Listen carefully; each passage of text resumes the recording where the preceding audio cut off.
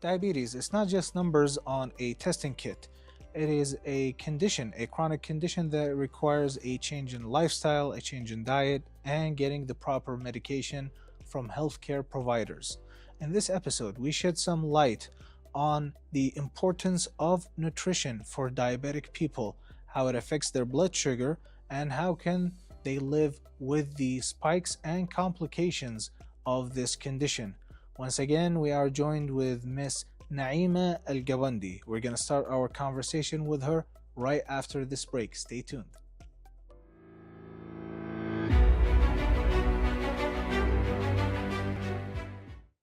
Welcome back, dear viewers. We are here with Miss Naeema Alqabandi once more on a new episode of Doc Talk. Welcome once more to the show, Miss Naeema. Glad to be here with you today. Absolutely. Thank you so much for accepting our invitation one more time. Thanks for your invitation. Absolutely. I want to talk about diabetes and its relation to nutrition. How important it is to control diabetes through our nutrition.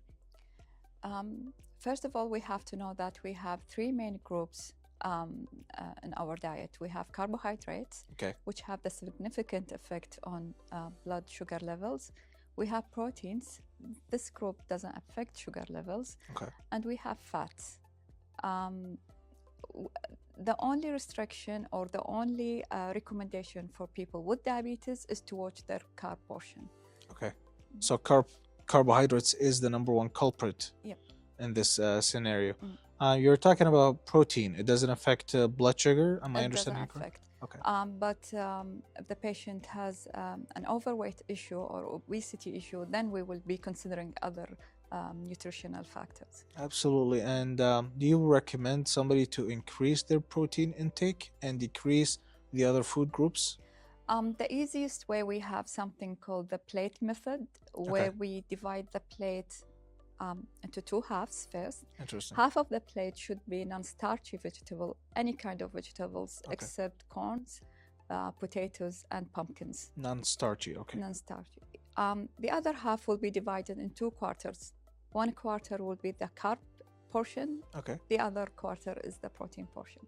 Interesting. And that just seems like a method that's suitable for anybody, really, not just a diabetic person. That's very true. Interesting. Now, that actually brings me to my next question here is that does every diabetic person require a customized diet plan, or is that not really necessary? Any individual with diabetes will require a customized plan because they are different in age, different in type of diabetes, different in weight, the level of physical activity, having other issues or medical conditions.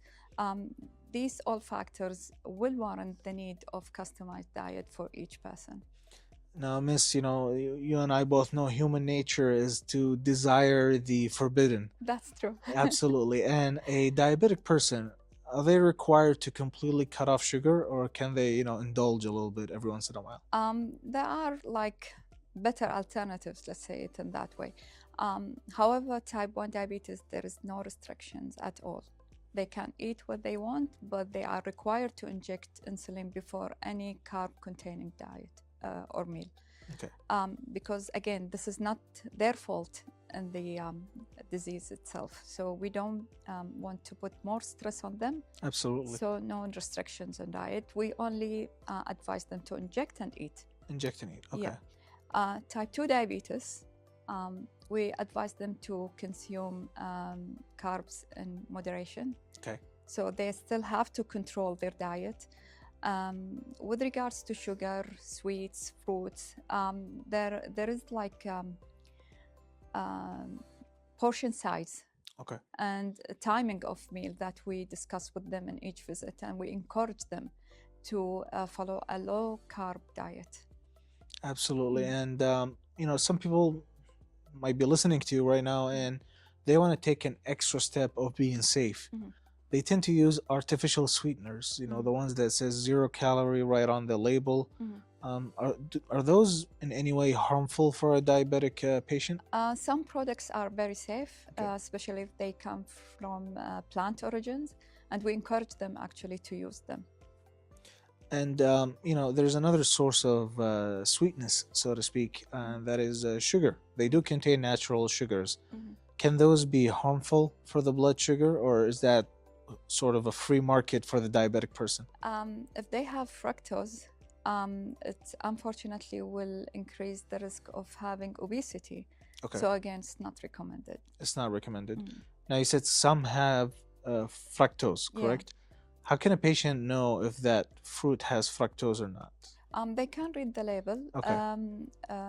Anyhow, honey and fruits will have fructose if they are consumed in large amounts.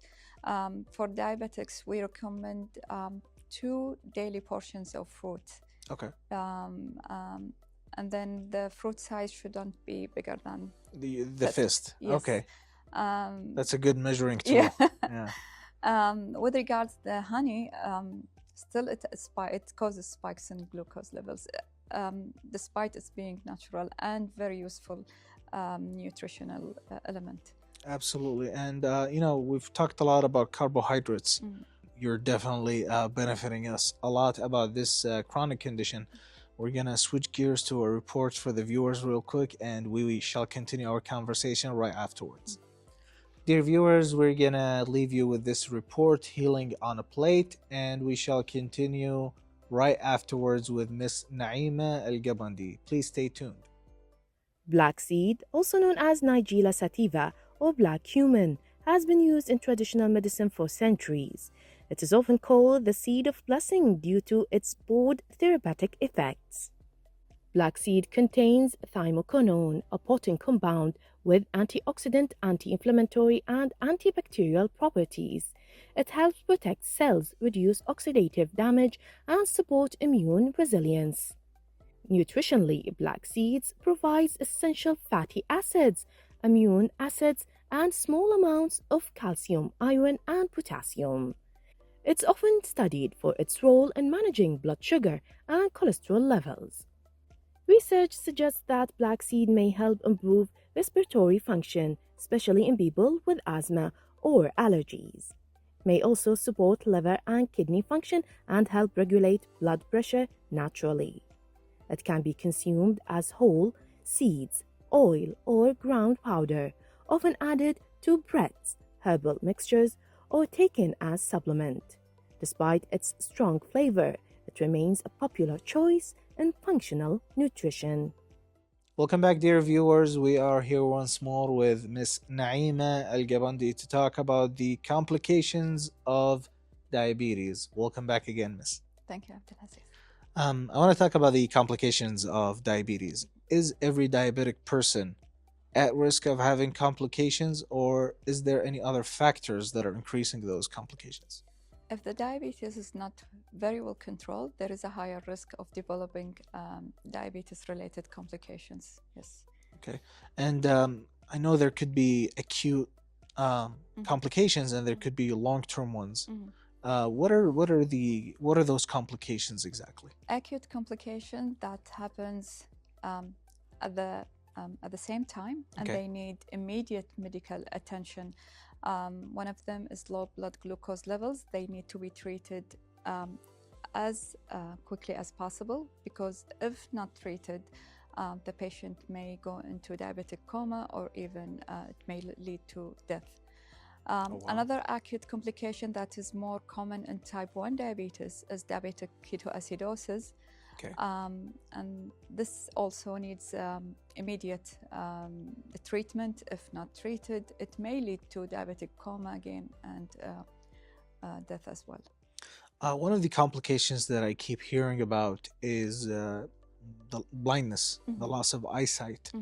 When does that usually happen, and what are the signs that present themselves before it's happening that we can look for? So the prolonged uncontrolled diabetes that occurs over years starts to affect the small vessels that supply the eyes.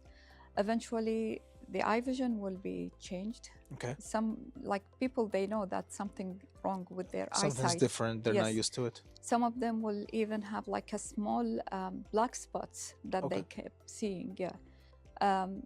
this where we know that the retina is affected by the uncontrolled diabetes. Not only the eyes, kidneys are also affected by uncontrolled diabetes. Absolutely. The heart and blood vessels are also affected, as well as the nerves. Absolutely. And you're talking about spots appearing in the eyes Mhm. as a sign of, Mm. that person is losing their eyesight. This might be the let's say the severe phase Okay. of the damage that happens to the eyes before losing their eyesight. Now, even if the eye has a little bit of damage before going completely blind, is it possible to reverse that damage Some of them or even are stop it? reversible, some of them are not reversible, but we can maintain the condition as it is, not progressing to blindness. There's also another complication, and that's numbness in the Mhm. limbs. Mhm. Why does that exactly happen, and what is the relationship to diabetes? That happens where the nerves the nerves are affected of the high blood glucose levels, and even the blood circulation is not reaching the peripheral limbs. So it will start with the numbness and the tingling sensation that the patient described. After a period of time, if diabetes is not controlled, they will lose the sensation in their feet. Okay. They will lose the sense of heat, cold. Even if they stepped on a sharp object Oh, wow. and the foot is injured, they still cannot feel anything. This lead to foot ulcers Okay. if not treated, or difficult to be treated due to the, again, uncontrolled diabetes or sugar levels, may lead to gangrene, and gangrene may lead to amputation. Now, is that what the terminology is? Diabetic foot is, Diabetic foot, yeah, exactly. and that like you said, leads to numbness and loss of sensation. This is the beginning of it. Okay. Yeah. So somebody could potentially cut their leg or their foot. Sorry, and like you said, could lead to If gangrene. they are really, really neglecting their condition, the early warning signs are enough to reverse this, or at least to make it, to maintain it, not to go through. And we also advise them for a daily foot check. Okay. For any change in color, for any injuries, for any unusual smell. And if it happens, they have to see the podiatrist. You were also talking about kidneys. You mentioned that briefly. How does diabetes affect the kidneys, and could it lead to kidney failure? It's one of the leading cause for dialysis or kidney transplant, I mean diabetes itself. Okay. 1 in 3 diabetic patients will have kidney problem, or what we call a diabetic nephropathy. Because the blood vessels that supply the kidneys are very small, as well as the eyes, these are the two organs that first affected by uncontrolled diabetes. As we know, kidney is the filter of the body. Correct. That excrete the toxins, all the byproducts in the body are filtered through the kidneys. When the kidney is tired of the uncontrolled diabetes, the first very indicator that the kidney cannot keep up with the uncontrolled sugar, when protein molecules pass in the urine, because in normal situations, all the protein molecules should go back to the body, where the body use these molecules to build up new cells, and we need it for growth in children, for example. So passing these with the urine means the kidney became porous, and if this condition was not managed, it may worsen. Okay. And the kidney function will deteriorate and may lead to dialysis. Therefore, leading to kidney failure. Kidney failure, yeah. I've also heard about, blood pressure problems and heart problems. Mm-hmm. Why are they always linked to diabetes, and why is that connection so strong? When the blood becomes very sticky. Okay. Almost like syrup? Like a syrup. Okay. So where it goes, like it will stick around the major blood vessels in the body, and these blood vessels, of course, they nourish the heart first. Absolutely. So if the heart takes greater effort to pump blood out to nourish all the body again, so this stickiness will make the diameter of these blood vessels smaller. If the person have blood pressure, that's another problem because it means that it will become even worse with Okay. we call it like vasoconstriction. Okay. They will constrict even more. And add to that that they may have also cholesterol. So this is the cause of blood vessel blockage. If this Absolutely. blockage happened in the heart, they will have clot in the heart. If this blockage happened in the blood vessels that supply the brain, then stroke will happen. It is definitely a very serious condition, Very diabetes. serious condition, If yeah. not controlled properly. Yeah. You and I are going to take a small break and continue right afterwards. Dear viewers, don't move away from the TV just yet. We're going to continue our conversation right after this break. Stay tuned.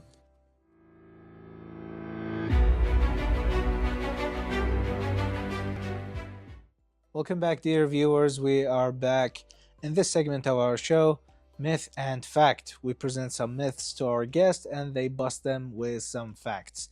Once again, I'm here with Miss Naeema Alqabandi. Welcome back once more. Thank you, Abdulaziz. I'm gonna, we've played this game previously in Yeah. our previous encounter.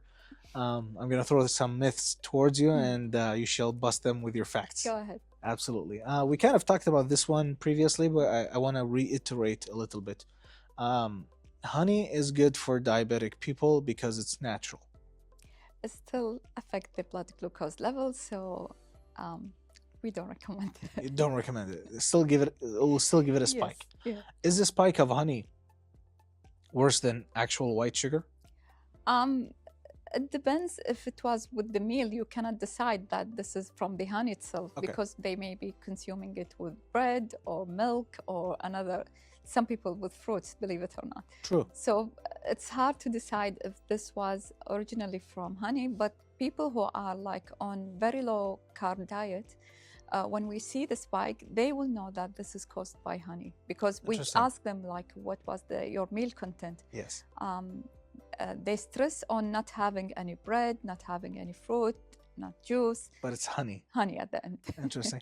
Now, but some people do like to sweeten their hot beverages like tea and coffee with sugar usually. Mhm. So is it better for them to use honey or white sugar? None. None. None. They're both gonna spike it really bad. Yes. That brings me actually to another myth I have here, is that a lot of people seem to think that brown sugar is the better substitute for white sugar.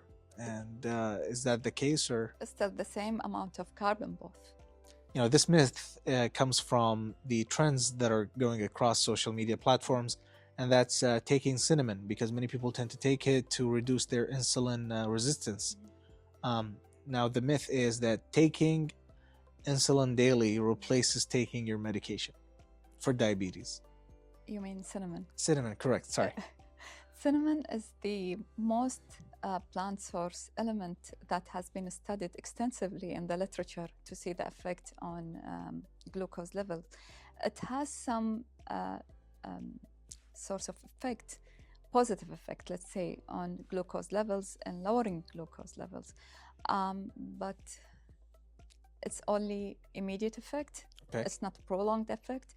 On insulin resistance, the only established, well-known, evidence-based approach is exercising, increased physical activity, and metformin is the only medication that helps with insulin resistance. And another myth here I have is that once you start insulin, you can never stop it.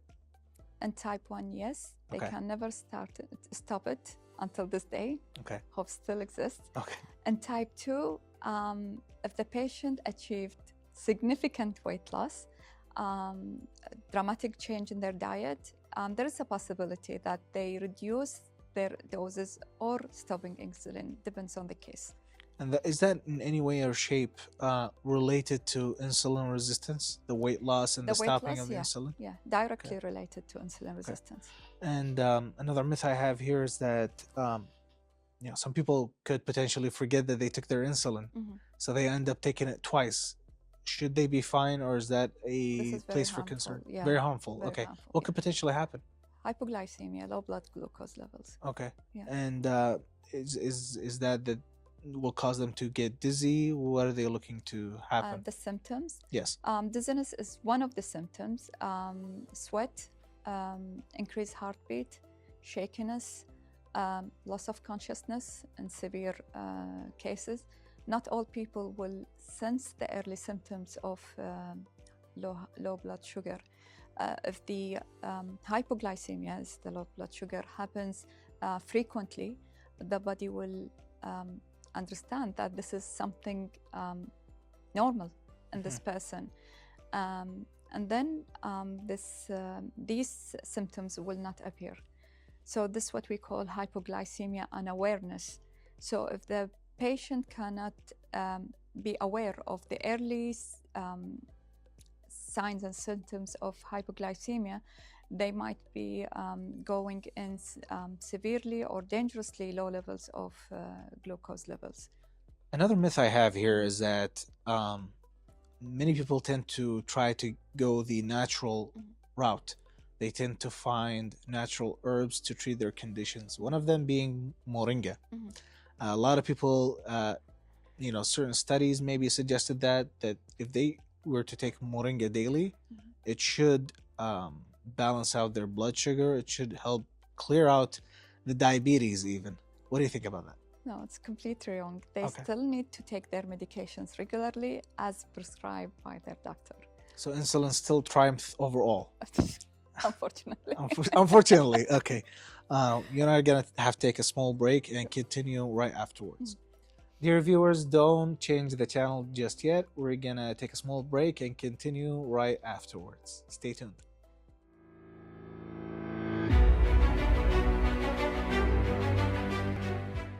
Welcome back, dear viewers. We are here once more with Miss Naeema Alqabandi. Welcome one more time, Miss Naeema. Thank you, Abdulaziz. I want to talk a little bit about education regarding diabetes and how important it is for people who have it. In your opinion, how important is for the patient to be educated about this condition in order for them to stay consistent with the treatment and not get bored with it and stop it on their own? First of all, I have to understand my condition in order to control it. Okay. That's what I believe. Absolutely. People with diabetes, they face daily challenges of high blood glucose levels, low blood glucose levels. They have to work out what dose of medications they need, what sort of food they will eat, what the effect of physical activity they can perform. They have to think about their condition whenever they want to travel, whenever children want to go to school. In this hot weather, how it will affect my body. Absolutely. So with diabetes education, we support them, we motivate them, we coach them, we guide them. We fill in the gaps between the doctor's visit, because the doctor visit is only once every 3 months, right? Yes. And it's only for like 15 to 20 minutes. They can't give more information to the patient during the visit.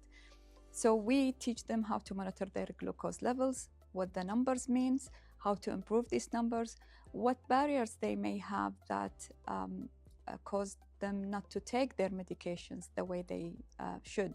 If there is side effects, if we can offer an alternative medication if they are overwhelmed by any of the side effects, let's say. So we know more about what kind of struggles the patient have. And then we are like a moderator between the patient and the doctor. Absolutely. To reach out the best management plan for this person, let's say. And Ms. Naeema, we talked previously about how widespread type 2 diabetes have become even amongst children.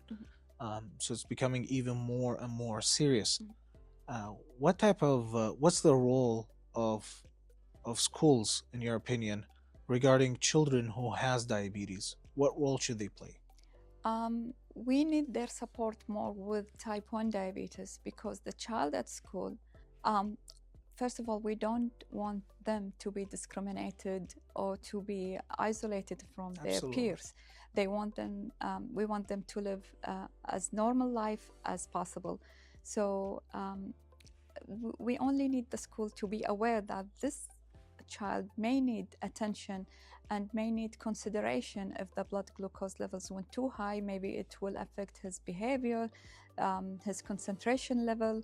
Maybe he will behave in a way that he is not aware of because Blood sugar is is low. out of control. Yeah, It's not exactly. balanced out correctly. Yeah, if he went into low glucose levels, how they can help him. If he goes into high glucose levels, what help they can offer to him as well. Absolutely. And do you think that an educational seminar should be held in schools for children and adolescents regarding diabetes and how to treat with it? Actually, in the Dasman Diabetes Institute, we train all the school nurses how to deal with diabetic patients. This year, we are planning to go to schools to Interesting. meet with the teachers, explain what risks the children with diabetes may have at school, how they can support them, how they can help them if any medical problem happened during their. Of course, the children, like most of their waking hours, they spend them at school. True. And that's why we need the support of the school administration, teachers, everybody in the school should be aware that this child is a special condition. Absolutely. And that's such an important announcement from your esteemed self. Yeah. I'm very glad I asked you that question. Dear viewers, you heard it. It's very important to have your kids exposed to these type of educational seminars. You know, speaking of awareness, I wanted to ask you, what do you think about, or how important do you think is the role of family and community around a diabetic person? It's unfair that the person stays with the family where everybody's eating whatever food he likes, sweets, fruits. Now the dates is another issue. Okay. And when it comes to this patient, we say, stop. You cannot share it with us. At least it's like as long as they are around him, let's change our behavior. Okay. Let's show support. Like we eat the same food that you are eating in the same portions.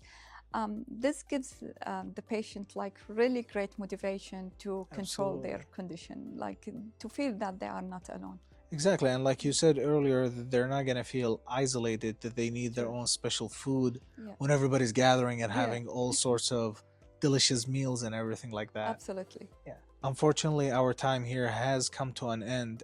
Any final words that you think they are important to share with the audience? This is an advice for all diabetic medications. Don't decide to stop your medication without asking your physician. If you are not sure about anything in your diet, in your medication, just seek advice. Because once you know the information, it helps with the compliance and adherence to the management plan. Absolutely. And many thanks and gratitudes for your time here with us today. Many thanks to you as well. Absolutely. Dear viewers, unfortunately, this episode has come to an end. Please stay tuned for another episode of Doc Talk, where we talk about many subjects that interest you and benefit you. Until then, stay safe.